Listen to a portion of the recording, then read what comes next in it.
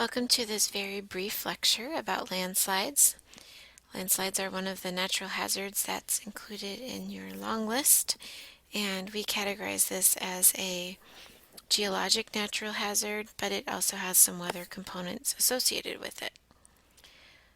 So on the first slide here, you'll see a picture from La Jolla, California. This is a landslide that occurred in 2007 in October. And California is one of the states that's particularly susceptible to landslides because there are a lot of steep slopes. And then this is exacerbated by the fact that we have a lot of homes that are built on the sides of these steep slopes. And so not only are there a lot of landslides, but when they occur, they often cause damage. Okay, so according to the United States Geological Survey, the term landslide includes a wide range of ground movement, and this includes rock falls, deep failure of slopes, and shallow debris flows. So it's basically any time you have a movement downward um, of any big chunk of earth, so rocks and soil. The main causes of landslides, of course, gravity. Gravity is pulling everything downward, and so that's the main cause of a landslide. And then also a steep slope is the other main cause. Erosion can cause slopes to become steeper over time, and this can lead to landslides over time. Also, when soils get very saturated or rocks get very saturated and they have too much water in them, they tend to slide more easily, and this can occur when there's heavy rainfall in an area or a lot of snow melt. Earthquakes can cause landslides either directly and when there's an earthquake, they can have immediate effect of causing a landslide to occur when there's an unstable slope, or just they can cause delayed effects over time. Earthquakes over time can kind of break down the soil structure and eventually lead to a landslide. And then finally, excess weight on the top of a steep slope can lead to a landslide. And so when we build structures on top of a steep sloped area, these can be the cause of the landslide. Also, when we accumulate ore on top of a sloped area, this can put a lot of weight on that surface and also cause a landslide. Landslides, like tsunamis that we've talked about, are often more deadly than their initial triggering event. So say a landslide was caused by an earthquake, the landslide is more likely to cause damage and harm to human life than the earthquake that triggered it. Like all natural hazards, landslides have issues. So landslides cause between $1 and $3 billion in damage in the United States every year, and between 25 and 50 deaths per year in the United States. All 50 states have landslide hazards, so it doesn't matter where you live, and I would say pretty much everywhere in the world, this is a hazard that you need to be aware of.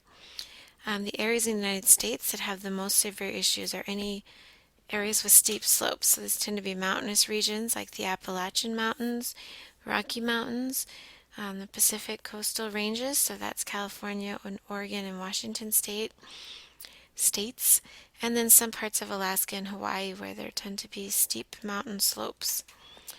The largest landslide in the United States history, it was in 1980 from the eruption of Mount St. Helens, which we learned about in our volcano lecture.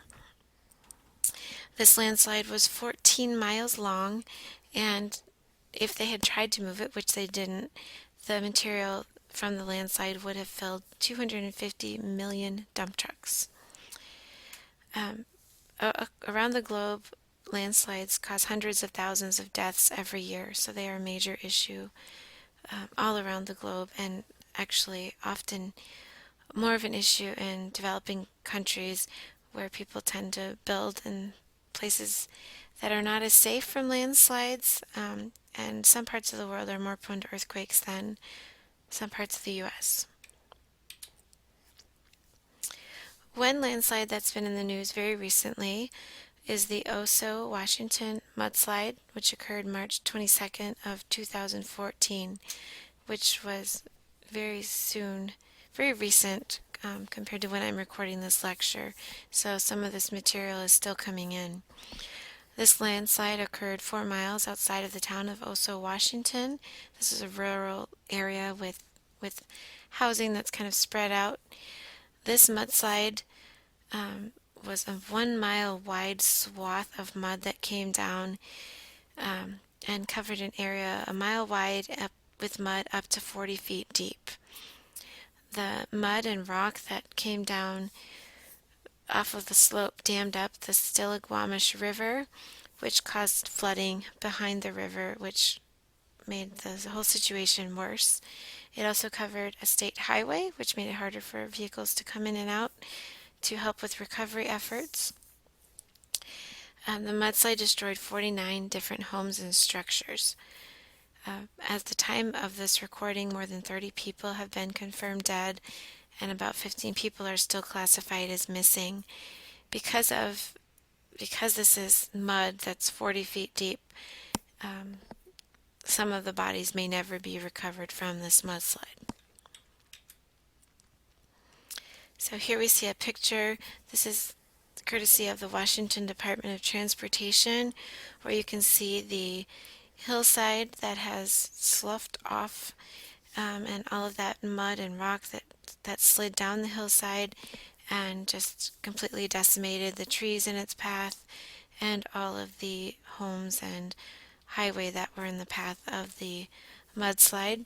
And also you can see all of the water that's dammed up behind this mudslide. Okay, that concludes our lecture about landslides.